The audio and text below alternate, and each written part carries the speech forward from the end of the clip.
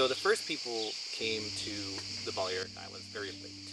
So, especially Menorca and Majorca are settled the 3rd millennium BCE. And that may seem really early, but it's actually very, very late for the Mediterranean.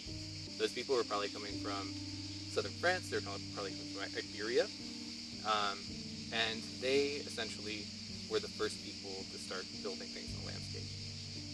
The Taliatic period is a little bit more complicated. That is the transition from the Bronze Age to the Iron Age. And when you do have that transition, you see the landscape go from being one of a lot of different small funerary sort of monuments and things like that to these large taliots. They start popping up all over the place. And that's a clear indication of some sort of socio-economic or socio-cultural sort of change that occurs at the beginning of the Iron Age. So we have taliots, and then a couple hundred years later, a lot of those taliots are maybe not abandoned, but like almost abandoned, and you have what's called the post-taliotic period, where the landscape changes again. You have private households that are built up, that are huge, they're megalithic, are based around taliots usually, but it's clear that the society has shifted, and that also corresponds with the increasingly consistent trade and interaction with Carthage and Rome. So in terms of hierarchies in the landscape, there are scholars who have suggested that the Taliotic period may have been one of communal hierarchy. So instead of there being like a big man or something like that, taliots may have been community spaces or redistribution centers for grain or other types of materials. And you have the emergence of private wealth. You have the emergence of individuals who clearly have more than others. And that is a good indication of some sort of social hierarchy. That might have been familial, like family-based. It might have been individual-based, but probably there was a pretty distinct difference from the Taliotic.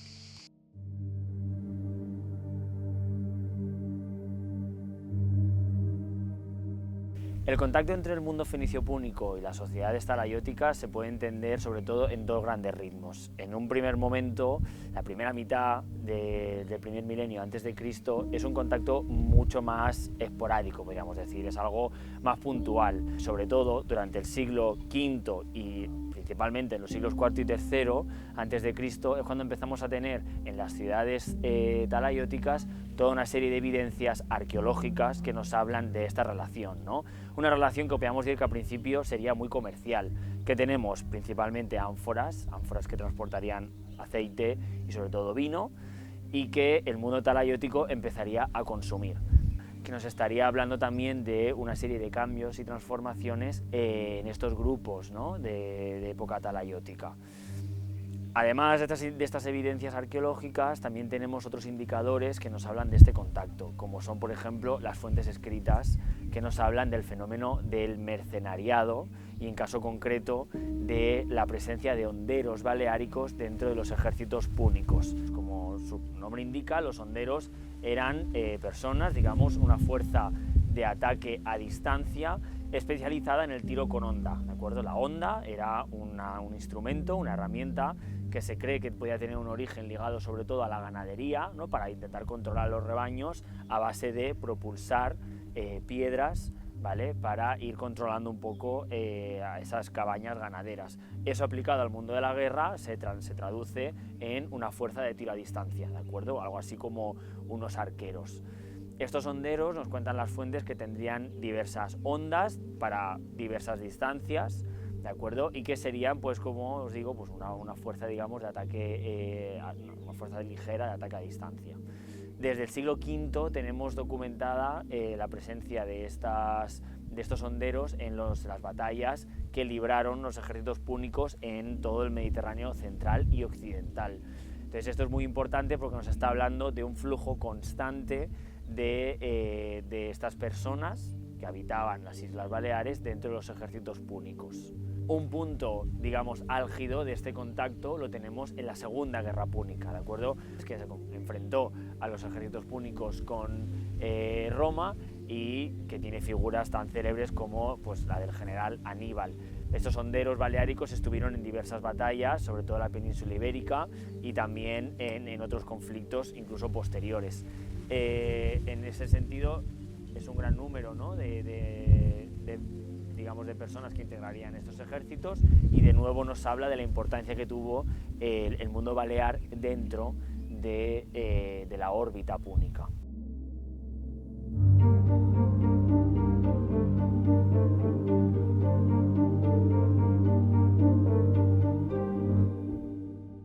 Sí, la isla ya había sido arrasada. La isla ha sido arrasada por normandos, ha habido diferentes invasiones, hay diferentes pillajes en esta isla y en teoría esta isla no forma parte del califato hasta principios del siglo X, cuando hay una expedición privada pero beneficiada por el califa de Córdoba que llega a las islas y empieza una colonización de las islas que bueno, se va a alargar hasta el siglo XIII y bueno, son casi unos 3 siglos de ocupación. Pues seguramente cuando llegan los musulmanes a la isla no se encuentran con una gran resistencia y les permite llegar tranquilamente y ocupar la isla, la capital de la cual se llama Madina Minurca, que dará origen al nombre que conocemos ahora, la isla. En Torre d'en Galmés lo que encontramos es una alquería, donde vivían gentes que se dedicaban a la agricultura o a la ganadería. Lo que hemos encontrado son cerámicas bastante básicas y no hay ninguna ostentación o ninguna pieza que puedas suponer que se trate de una sociedad o que en ese sitio viviera una clase más elevada, que tuvieran un poder adquisitivo más alto. Parece una sociedad bastante igualitaria en el poblado en cuanto a la cultura material. Las casas son típicamente islámicas, son casas que se estructuran alrededor de un patio, al cual se abren diferentes habitaciones. Sabemos que la gente que vivía en ese poblado es musulmán, sobre todo en cuanto a la cultura material, porque son cerámicas islámicas, la tipología es islámica, o sea, lo que fabrican son artefactos islámicos que se han podido constatar en otros yacimientos islámicos. Sobre todo también se encontró una pieza, un collar con una sura del Corán. El periodo musulmán no finaliza con la llegada de Jaime I. De hecho, Jaime I conquista Mallorca, pero luego tiene bastantes problemas en organizar los ejércitos para irse a Menorca. Por tanto, lo que hace es un vasallaje. Las gentes de Menorca firman un pacto de vasallaje que se llama el Tratado de Capdepera, que se firma en Mallorca, por el cual Menorca pasa a ser dependiente del Reino de Aragón. Por tanto, los musulmanes continúan en Menorca viviendo, pero bajo el control de la Corona de Aragón.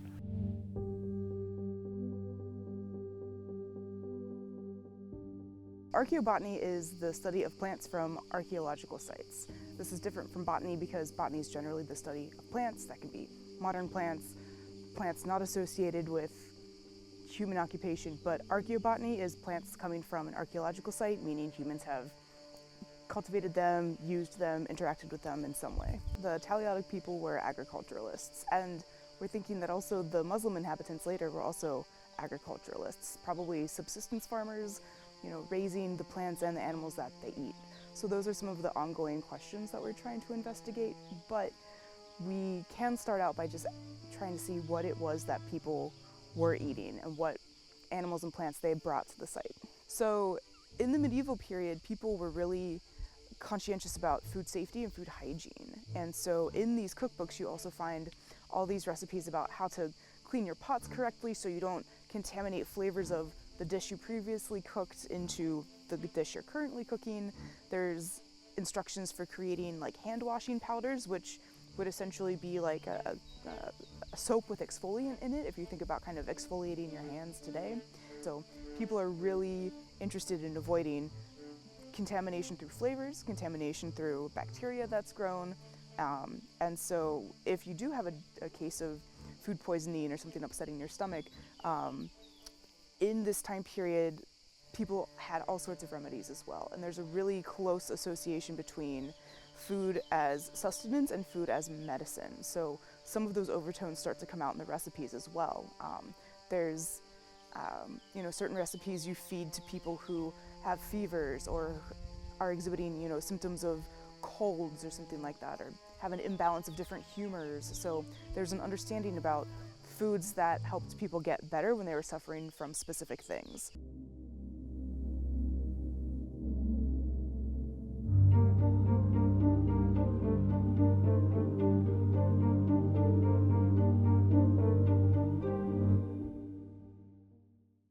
Bueno, empezamos el proyecto en Torredembarra por una serie de razones. Una de ellas es que queríamos un yacimiento que fuera público y de titularidad pública y torredembarreses, y decidimos empezar un proyecto que fuera el estudio diacrónico, o sea, el estudio de todo el hábitat en el yacimiento a lo largo del tiempo.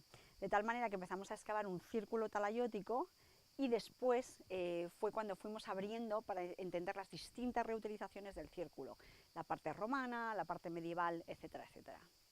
Entonces empezamos con el círculo talayótico porque el círculo era obvio, o sea, el círculo consiste en una serie de pilastras y pilares muy grandes que sobresalían sobre un montón de piedras, y eso era obvio.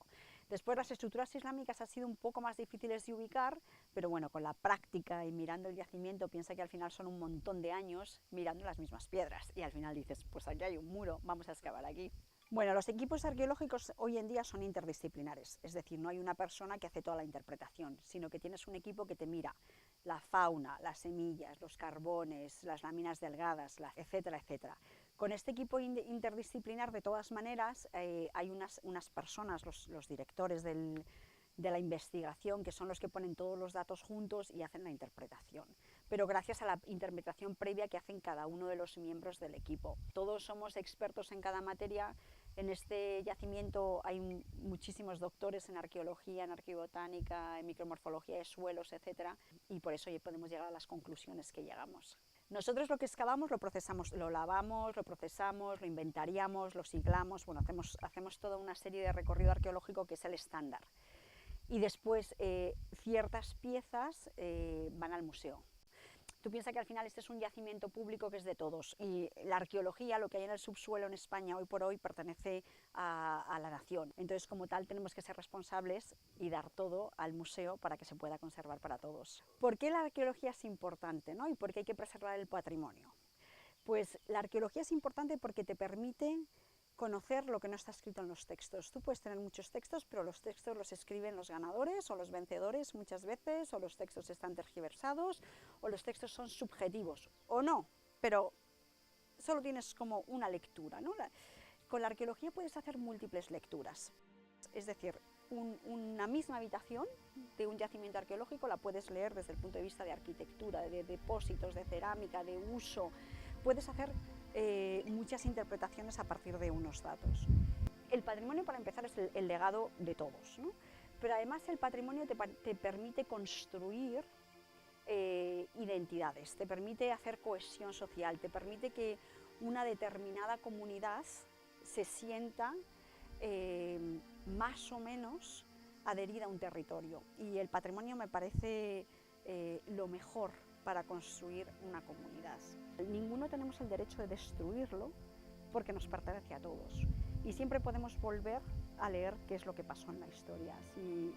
Si lo quitamos, no tenemos de verdad los datos más fidedignos para conocer lo que pasó.